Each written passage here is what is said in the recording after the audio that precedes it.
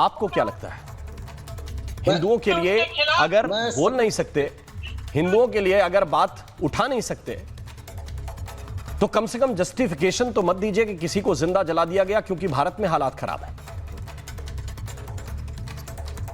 राम जी, मैं चाहूंगा कि प्रियंका जी के सदन में दिया गया भाषण पूरा देश सुने, लेकिन मैं चाहूंगा नहीं, आप जो चाहेंगे वो बोल सकते पूरा हैं। भाषण जी, मैं तो ये पूछ रहा हूं कि ये रिएक्शन है क्या? जी, ये रिएक्शन है क्या? नहीं, पहले चीज ये बताइए, प्रियंका जी की बात को आप मानते हैं? सदन में उन्होंने भाषण अरे दिया, हम तो सबकी बात मानते हैं भाई, ये नेचर ही इस देश का कि वो सबकी बात सुनता है और मानता है। लेकिन दिग्विजय सिंह ऐसा क्यों बोलते हैं? इनको सुपारी देते हैं, आप लोग क्या करते हैं? आप प्रियंका जी पे बात नहीं करेंगे, सिर्फ अरे क्यों नहीं करेंगे? लेकिन आप 3 दिन पुरानी बात सुनाएंगे, सबका भाषण, आप 3 दिन पुरानी बात सुनाएंगे, आज पे बात क्यों नहीं करेंगे? सबका तो 3 दिन पहले आप चर्चा कर लेते हैं। बिल्कुल की है, किसने नहीं की चर्चा? कहना चाहिए, किसने नहीं की चर्चा? प्रियंका गांधी का वो बयान पूरा देश सुन चुका है। नहीं, आप केवल संदीप त्रिपाठी को नहीं सुना दिया।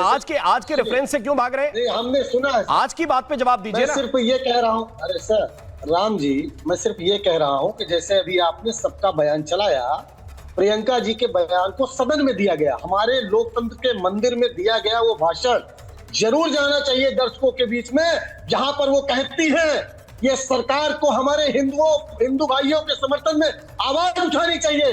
वहां के कमिश्नर को बुला के, जो हाई कमिश्नर होता है, उससे पूछा जाना चाहिए, ये बताइए आज सरकार भाजपा की है और कोई भी जो है आकर बोले वो महत्वपूर्ण है कि हमारी सरकार क्या कर रही है? कोई भी बोल रहे हैं होना चाहिए। मैंने आपके लिए राशिद अलवी, कोई भी, दिग्विजय सिंह, कोई भी, दुर्भाग्य की, और संदीप त्रिपाठी, सब कुछ। जी ने क्या बोला?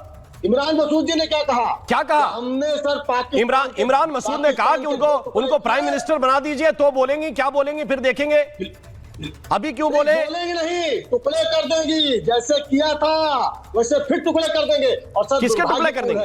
आज जागवार से सर पाकिस्तान किसके टुकड़े कर देंगे? इसका टुकड़ा होगा सर। किसके टुकड़े कर देंगे भाई? बांग्लादेश के फिर से टुकड़े कर देंगे। बांग्लादेश के टुकड़े होंगे। ये कांग्रेस का ऑफिशियल स्टैंड है कि बांग्लादेश के फिर से टुकड़े कर देंगे। किसके टुकड़े कर देंगे सर? बिल्कुल, अगर सर हमने करके दिखाया है, पाकिस्तान के फिर से। अरे मेरी बात सुनिए, आप इस देश के हालात क्यों बिगाड़ना चाहते हैं संदीप त्रिपाठी? क्यों भड़काना चाहते हैं लोगों को? क्यों कह रहे हैं कि ये भारत का रिएक्शन हो रहा है जो बांग्लादेश में हो रहा है? वहां के हिंदुओं को आप बचा नहीं सकते, बोल नहीं सकते उनके लिए, तो ये भड़काऊ बयान क्यों दे रहे हैं? आप उनको जस्टिफिकेशन दे रहे हैं।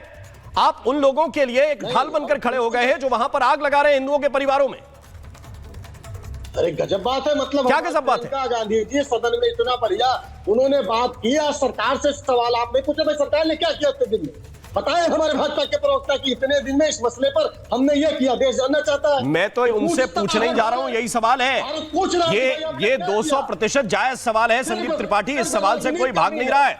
लेकिन ये बताइए कि ये माचिस लेकर क्यों घूम रहे हैं कांग्रेस के लीडर्स? क्यों आग लगाना चाहते हैं? और मुझे एक बात बताइए, जो बांग्लादेश में हो रहा है उसका 1% रिएक्शन भारत में हो गया तो जिम्मेदारी लेंगे दिग्विजय सिंह? लेंगे?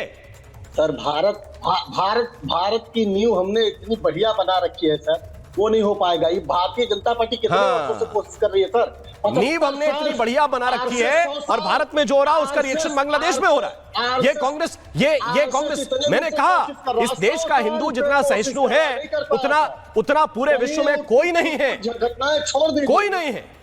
और आप उसकी सहिष्णुता की परीक्षा ले रहे हैं। आप हिंदू की सहिष्णुता की परीक्षा ले रहे हैं और बार ले रहे हैं। कितनी बार लेंगे? बिल्कुल नहीं चाहते हैं।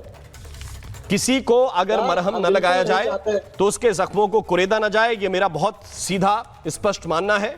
मैं सीधे रुक कर रहा हूं। इस वक्त मेरे साथ संजय सरकार जी जुड़ गए हैं। संजय सरकार जी लीडर है टीएमसी पार्टी के। संजय जी, पूरे देश में आज प्रोटेस्ट हुआ, आपने देखा होगा।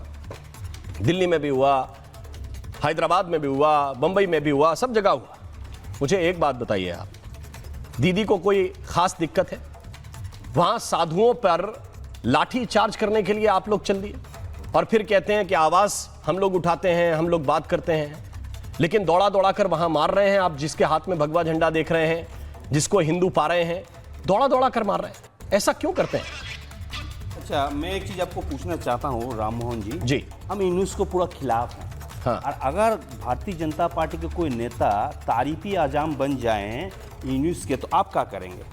नहीं, मेरी बात करें, मैं ये पूछ रहा हूँ, तो आप हिंदुओं पे लाठी क्यों चलाएंगे? अपने बयान से इधर उधर मत भागिए। नहीं, मैं बयान सुन लूंगा, अपनी बात से ये भागने का बहुत नहीं, ये अपनी से भतरी है शुभेंदु अधिकारी। मेरी बात सुनिए, मैं ये कह रहा हूं आपसे, आप अपनी बात से भागने के लिए बीजेपी पे डालेंगे, बीजेपी वाले आप पे डालेंगे। मैं तो ये पूछ रहा हूं, मेरा सवाल किसी शुभेंदु अधिकारी के लिए नहीं है, मेरा सवाल इनके लिए है जो आपके सामने अभी टीवी पे देख रहे हैं।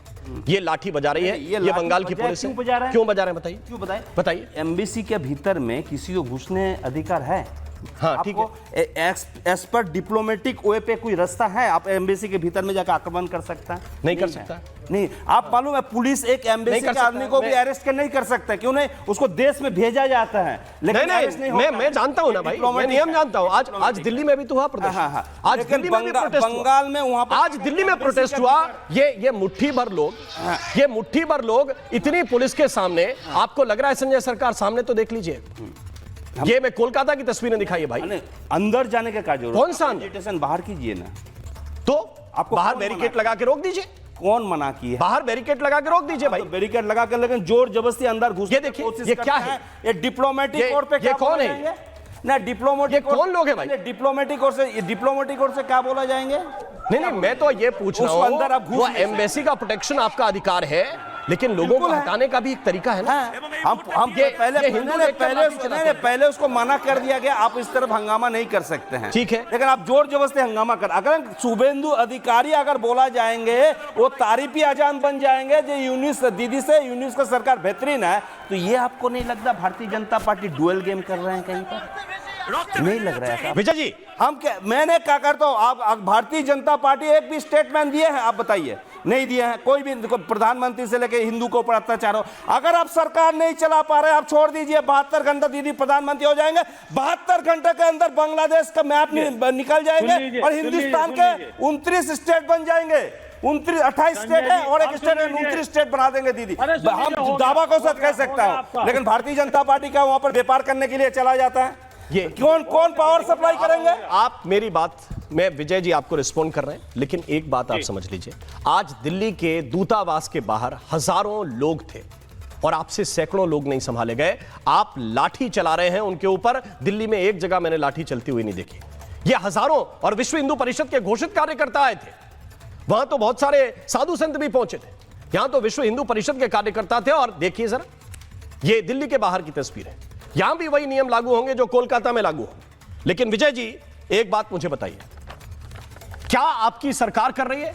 ये सारे लोग पूछ रहे हैं, कौन से कूटनीतिक रास्तों का इस्तेमाल आप लोग कर रहे हैं इन हालात से हिंदुओं को बचाने के लिए? विजय जी देखिए राम मोहन जी, सबसे पहले तो मैं संजय जी की बात का जवाब दे दूं, कितने मुझे दुख हो रहा है कि किस तरह से बचाव कर रहे हैं जो निर्दोष लोग हैं और जो निहत्थे लोग हैं, प्रतीकात्मक वहां विरोध करने के लिए सड़क पर खड़े हुए हैं।